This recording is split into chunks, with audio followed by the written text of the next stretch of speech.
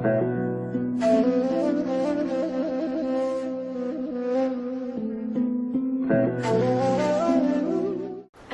warahmatullahi wabarakatuh. Kumpulan kami akan menerangkan tentang tajuk zakat. Saya akan menerangkan tentang pengertian zakat.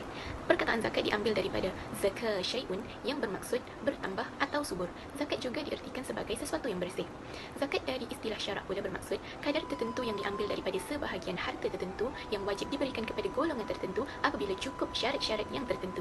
Seterusnya, tarikh pensyariatan zakat. Menurut pendapat ulama sahih, zakat mula disyariatkan pada tahun kedua selepas Nabi Muhammad SAW berhijrah ke Madinah, iaitu tidak lama sebelum ibadah puasa difardukan. Seterusnya kita masuk kepada hukum dan dalil yang berkaitan dengan zakat. Zakat merupakan rukun Islam yang keempat dan dalil-dalil yang berkaitan dengan zakat itu adalah muktamad, iaitu qat'i dari sudut petunjuknya iaitu dilalah dan dobitnya. Ia menjadikan hukum zakat itu jelas dan mudah diketahui. Hukum zakat adalah wajib dan hukum bagi orang yang menafikan kewajiban zakat ialah kafir. Antara dalil yang berkaitan dengan zakat ialah berdasarkan firman Allah Subhanahu wa taala di dalam surah Al-Baqarah ayat 43. A'udzubillahi minasyaitonirrajim wa aqimus salata wa atuz zakah, yang bermaksud dan dirikanlah kamu sembahyang dan keluarkanlah zakat. Antara hikmah dan faedah zakat ialah, yang pertama, zakat dapat mengembangkan lagi sifat pemurah dan menyingkirkan sifat kedekut. Yang kedua, zakat dapat mengeratkan hubungan persaudaraan dan kasih sayang antara pengeluar zakat dan orang lain. Yang ketiga, zakat dapat membantu dalam memastikan keperluan masyarakat yang sempurna. Yang keempat, zakat dapat membantu dalam menangani masalah pengangguran. Dan yang kelima, zakat dapat membersihkan diri daripada sifat-sifat keji. Seterusnya, syarat-syarat bagi orang yang wajib mengeluarkan zakat. Antara syarat-syarat bagi orang yang wajib mengeluarkan zakat, yang pertama adalah Islam, yang kedua memiliki nisab. Nisab ialah had minimum harta yang dimiliki oleh seseorang, dan yang ketiga genap 1 tahun.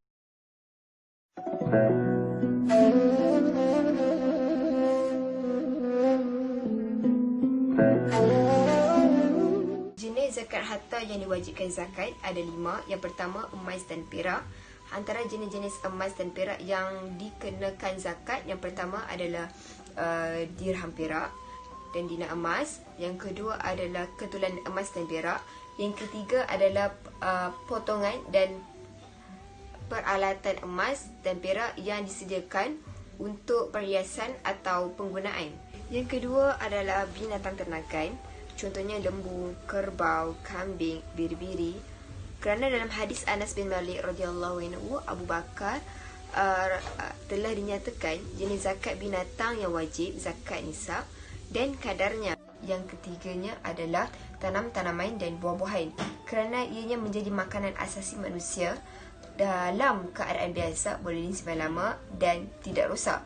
Antara buah-buahan yang wajib dikeluarkan zakat adalah kurma dan anggur, manakala tanaman pula adalah seperti gandum, barley, padi dan sebagainya. Yang keempat pula adalah barang-barang perniagaan, kerana barang-barang yang dimiliki tidak menjadi barang-barang perniagaan yang wajib dikeluarkan zakat kecuali dengan 2 syarat. Yang pertama, ianya dimiliki dengan jalan akad pertukaran seperti jual beli, sewaan, mahar dan sebagainya.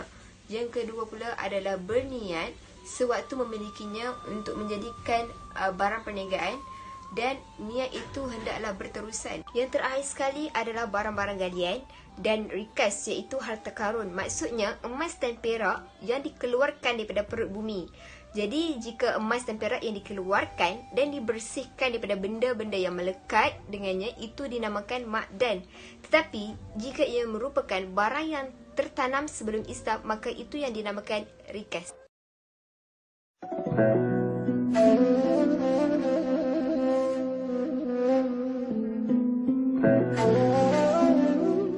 Nisab ialah had minima yang kewujudannya dianggap sebagai syarat wajib zakat pada harta. Jika seorang itu memiliki harta dan harta tersebut diwajibkan zakat, tetapi ianya tidak mencapai had nisab, maka seorang itu tidak wajib untuk mengeluarkan zakat. Seterusnya ialah nisab emas dan perak. Bagi emas, tidak diwajibkan zakat sehingga emas tersebut mencapai kadar 20 misqal. Manakala bagi perak pula, ia tidak diwajibkan zakat sehinggalah perak tersebut mencapai kadar 200 dirham. Seperti mana hadis Nabi SAW daripada Ali bin Abi Talib radhiyallahu anhu, Nabi SAW bersabda yang bermaksud, apabila kamu memiliki 200 dirham dan telah berlalu ke atas kamu 1 haul, iaitu genap setahun, diwajibkan zakatnya 5 dirham. dan tidak wajib ke atas kamu mengeluarkan zakat yakni emas sehinggalah kamu memiliki 20 dinar. Apabila kamu memiliki 20 dinar dan telah cukup haulnya, maka diwajibkan zakatnya setengah dinar. Demikian juga kadarnya jika nilainya bertambah dan tidak diwajibkan zakat bagi sesuatu harta kecuali genap setahun. Riwayat Abu Dawud. Assalamualaikum warahmatullahi wabarakatuh. Allah SWT meminta pemiliknya melaksanakan tuntutan zakat sebagai tanda bersyukur atas nikmat yang dikurniakan. Jenis zakat ternakan adalah unta, lembu, kerbau, kambing, biri-biri dan kibas. Ternakan unta. Nisab unta bermula dari 5 ekor, nisab 5 hingga 9 ekor. Kadar wajib seekor kambing, umur biri-biri setahun atau kambing 2 tahun. Jika bilangan unta lebih dari 120 ekor, setiap 40 ekor, seekor bintu labun, setiap 50 ekor, seekor hibkah. Ternakan lembu atau kerbau. Nisab lembu dan kerbau bermula 30 ekor, nisab 30 hingga 39 ekor, umur lembu berusia setahun, kadar wajib seekor tabi'ah atau tabi'ah. Ternakan kambing. Nisab kambing bermula 40 ekor, nisab 40 hingga 120 ekor, kadar wajib seekor biri-biri atau kambing, umur setahun biri-biri atau 2 tahun kambing. Syarat-syarat wajib zakat ternakan. Islam milik sempurna yakni kepunyaan sendiri, cukup nisab, cukup haul mengikut bila Islam, digembalakan, tidak dipekerjakan sebagai kenderaan atau alat kerja, bebas meragut rumput di padang. Pemilihan binatang zakat ternakan antaranya adalah bebas dari kecacatan dan kerosakan seperti sakit, luka dan sebagainya. Selain itu, betina terutamanya bagi unta. Seterusnya, umur seperti yang telah ditetapkan, air sekali pertengahan. Seterusnya, zakat perniagaan, yakni zakat yang wajib dikeluarkan hasil daripada harta perniagaan sama ada yang melibatkan barangan atau perkhidmatan. Nisab zakat perniagaan, genap setahun cukup nisab bagi harta perniagaan dan kadar wajib mengeluarkan zakat. Yang pertama, sebarang barangan yang ditukar untuk tujuan mendapatkan keuntungan. Yang kedua, jenis yang wajib zakat seperti emas, perak, bijirin, buahan, binatang ternakan atau jenis lain seperti barang-barang perusahaan, barang-barang perniagaan turut dianggap sama dengan emas dan perak dari segi haul dan kadar wajib zakatnya dinilai dengan mata wang. Apabila cukup nilai zakatnya, hendaklah dikeluarkan 1/40. Perkara yang wajib dikeluarkan pada zakat perniagaan, yakni setahun tempoh perniagaan, barang-barang hendaklah dinilai dengan mata wang. Nilainya mencapai nisab emas atau perak, wajib dikeluarkan zakatnya 2.5%. Berikut merupakan kaedah pengiraan zakat perniagaan, yakni kaedah modal kerja, modal berkembang dan untung rugi. Sekian dari saya, terima kasih.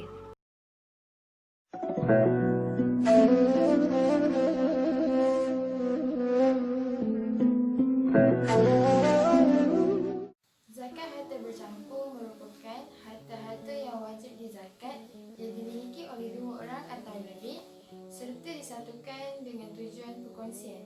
Terdapat dua kategori harta bercampur. Pertama, harta bercampur secara nyata atau bersama. Membawa maksud dua orang layak mengeluarkan zakat mempunyai harta yang sama jenisnya serta cukup nisabnya. Kategori kedua pula ialah pencampuran harta secara bergabung. Ia membawa maksud dua orang memiliki nisab harta yang tidak dikongsikan, namun kedua harta itu dicampur dalam bentuk gabungan sahaja. Syarat dua harta bercampur sebagai satu ialah syarat harta bercampur secara nyata atau bersama. Pertama, dua-dua harta tersebut mestilah daripada jenis yang sama. Kedua, jumlah kedua-dua harta tersebut mestilah cukup nisab. Ketiga, mestilah berterusan selama setahun sekiranya harta itu disyariatkan haul.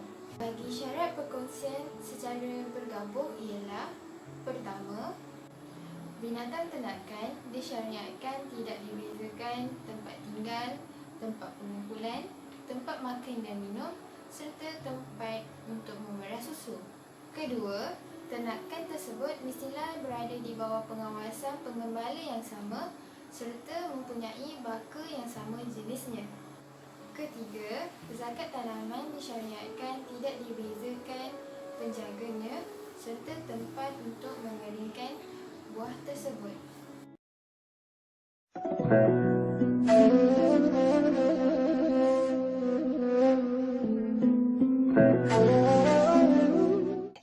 Cara mengeluarkan zakat ada 4 bahagian. Yang pertama, tidak lewat daripada waktu yang sepatutnya. Yang kedua, kesan melewatkan. Yang ketiga, wakil melewatkan pembahagian zakat kepada orang yang berhak. Yang keempat, segera berzakat sebelum waktu wajib. Tidak lewat daripada waktu yang sepatutnya. Okey.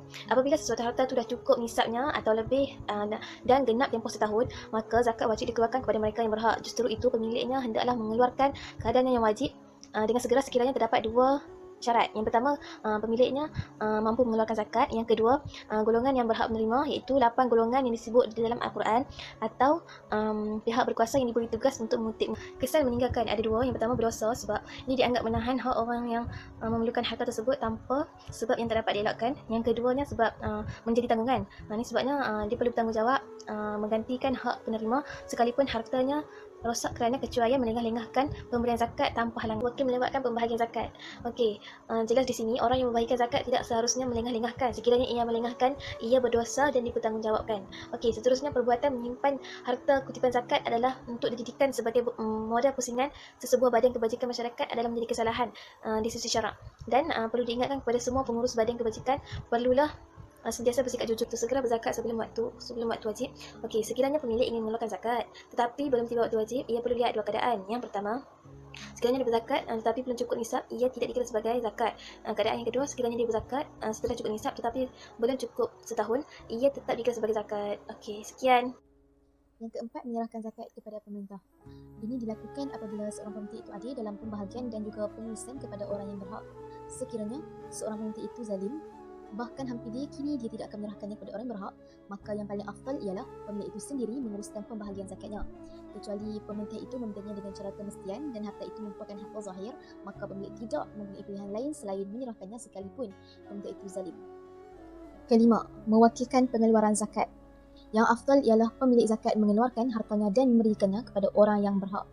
Kecuali ialah masalah-masalah yang telah dijelaskan sebelum ini, iaitu hukum memberikannya kepada pemerintah. Adakah pemilik mewakilkan pengeluaran zakat? Jawapannya adalah boleh. Hal ini kerana dia berhak melakukannya kerana zakat adalah kewajipan harta dan hak-hak berbentuk harta boleh diwakilkan sewaktu menunaikannya, seperti mewakilkan orang lain untuk membayar hutang dan harga barang, mengembalikan sifatnya iaitu harta wadiah dan barang yang pinjaman kepada pemiliknya. Keenam, niat sewaktu penyerahan. Wajib niat sewaktu mengeluarkan zakat untuk memisahkan ia dengan kafarah dan juga sedekah berdasarkan hadis yang masyhur, iaitu innamal a'malu binniyat. Sesungguhnya setiap amalan itu berdasarkan dengan niat. Hadis Al-Bukhari dan juga Muslim. Kalau dia sendiri yang menguruskan pengeluaran zakat, dia hendaklah berniat sewaktu menyerahkannya kepada orang yang berhak ataupun sewaktu memisahkan jumlah yang mahu dikeluarkan zakat haknya itu. Ini sudah cukup dan tidak perlu berniat lagi sewaktu menyerahkannya.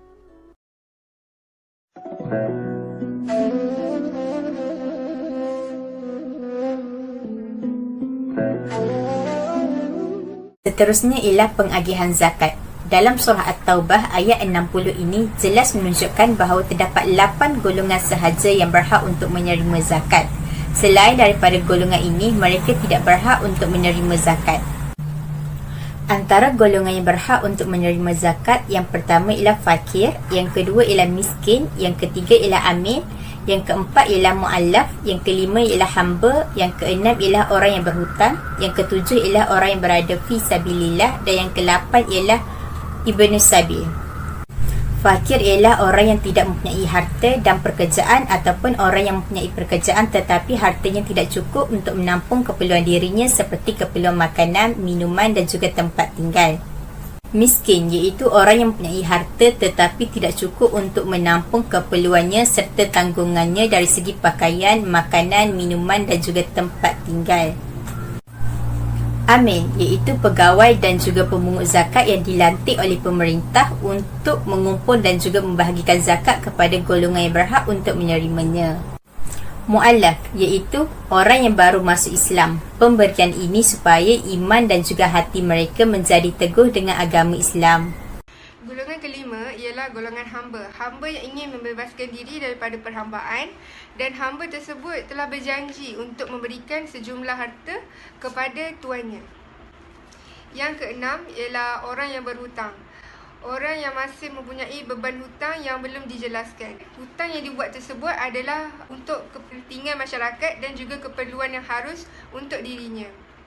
Golongan yang ketujuh ialah fi sabilillah ataupun orang yang berjuang di jalan Allah, ataupun semua amal soleh yang dilakukan adalah untuk meninggikan agama Allah Subhanahu Wa Taala.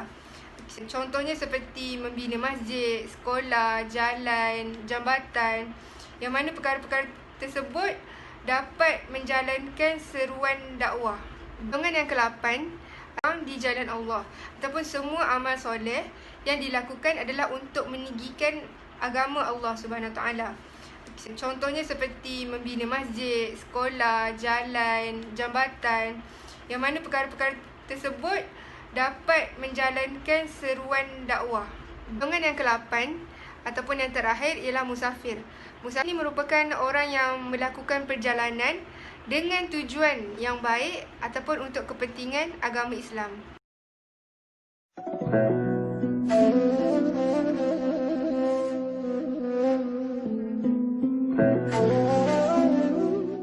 Seterusnya, zakat hutang. Zakat hutang berlaku apabila pemberi hutang yang cukup nisabnya sahaja atau bersama harta yang lain wajib mengeluarkan zakatnya apabila genap tempo setahun.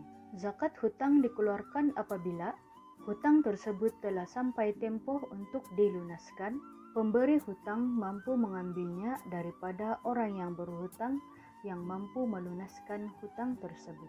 Seterusnya, hutang telah cukup tempoh untuk dilunaskan, tetapi pemberi hutang tidak mampu mengambilnya kerana orang yang berhutang berada dalam kesempitan dan tidak mengaku berhutang.